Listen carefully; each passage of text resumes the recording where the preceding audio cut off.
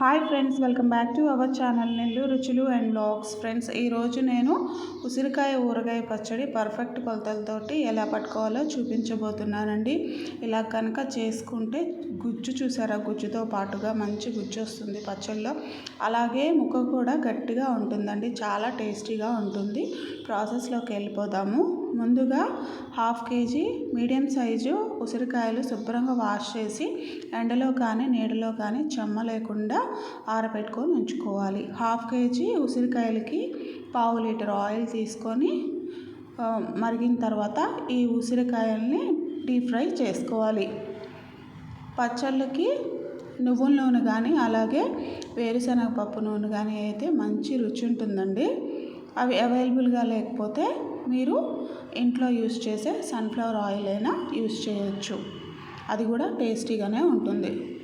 చూడండి, ఇప్పుడు ఉసిరికాయలు అటు ఇటు కలుపుకుంటూ అన్ని వైపులా ఉసిరికాయ చక్కగా ఫ్రై అయ్యే విధంగా ఈ కలర్లో వచ్చేంత వరకు అంటే దూరగా ఫ్రై చేసుకొని పక్కన పెట్టుకోవాలి.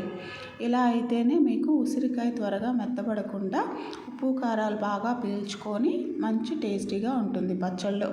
ఇప్పుడు వేరే పాన్ తీసుకొని ఒక గరిటెడు ఆయిల్ వేసుకొని ఒక 50 గ్రాములు చింతపండు జ్యూస్ చేసి పెట్టుకోవాలి.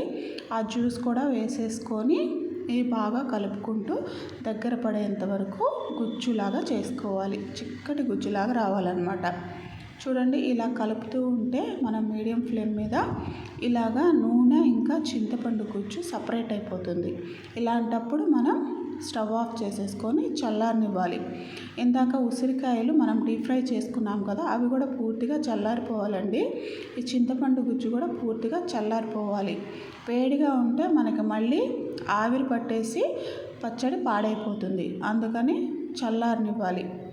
అలాగే చూసారు కదా, టీ గ్లాస్ అంతా కారం తీసుకోవాలి. మనం పట్టించుకున్న కారం అయితే బాగుంటుందండి పచ్చళ్ళకి, ప్యాకెట్ కారం కంటే కూడా. అలాగే ఆ టీ గ్లాస్కి సగం కంటే కొంచెం తగ్గించి సాల్ట్ వేసుకున్నాను. అలాగే కచ్చా పచ్చాగా దంచి పెట్టుకున్నానండి వెల్లుల్లి, అదో 2 టీ స్పూన్స్. అలాగే 1/2 స్పూన్ పసుపు, అలాగే 2 టేబుల్ స్పూన్ల ఆవాలు, 1 టేబుల్ స్పూన్ మెంతులు బాగా దూరగా ఫ్రై చేసి పౌడర్ చేసుకొని పెట్టుకున్నాను. ఆ పౌడర్ కూడా వేసేసుకొని ఇవన్నీ కూడా చేత్తోనే బాగా మిక్స్ చేసుకుంటున్నాను. ఈ పచ్చడి పట్టుకునేటప్పుడు ఎక్కడ కూడా తడి ఉండకూడదండి. మన చేతులకు కానీ మన బౌల్స్ కానీ గిన్నెలకు కానీ ఎక్కడ తడి ఉండకూడదు. ఇందాక మనము చింతపండు గుజ్జు రెడీ చేసి పెట్టుకున్నాం కదా, ఆ చింతపండు గుజ్జు కూడా ఈ మిశ్రమంలో వేసేసి ఇవి కూడా బాగా కలిసే విధంగా మనం కలుపుకోవాలన్నమాట. ఇలా ఒక్కొక్కటిగా కలుపుకోవాలన్నీ ఒకసారి కలుపుకుంటే కలవదండి. ఇప్పుడు మనం ఇందాక డీప్ ఫ్రై చేసి పెట్టుకోగా మిగిలిన ఆయిల్ ఉంది కదా, ఆ ఆయిల్ కూడా వేసేసుకుంటున్నాను. ఇంకా మనం డీప్ ఫ్రై చేసి పెట్టుకున్న ఉసిరికాయలు కూడా వేసేసుకొని ఇవన్నీ కూడా బాగా మిక్స్ చేసుకోవాలి. మీరు ఫస్ట్ టైం చేసేవాళ్ళు కూడా చేసుకోవచ్చండి. మీకు చాలా ఈజీ మెథడ్లో బాగా అర్థమయ్యేలాగా చెప్తున్నాను. పర్ఫెక్ట్ కొలతలండి ఇవి. ఈ కొలతలతో పెట్టుకుంటే చాలా రుచిగా ఉంటుంది, ఎక్కువ కాలం నిల్వ ఉంటుంది, చాలా టేస్టీగా ఉంటుంది పచ్చడి. ఇది నేను వేరొక బౌల్లోకి తీసుకుంటున్నానండి. ఎప్పుడైనా సరే పచ్చళ్ళు గాజు సీసాల్లో కానీ జాడీల్లో కానీ ప్లాస్టిక్ బాటిల్లో కానీ మనం కలుపుకోవాలి. స్టోర్ చేసుకునేటప్పుడు కూడా అలాగే స్టోర్ చేసుకోవాలి.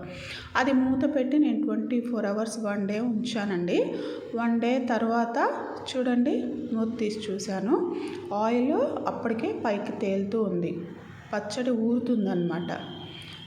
ఇప్పుడు ఒకసారి బాగా కలిపేసేసుకొని మనము ఇది ఒక గాజు సీసాలో కానీ జాడీలో కానీ లేకపోతే ఒక ప్లాస్టిక్ కంటైనర్లో కానీ తీసుకోవాలి.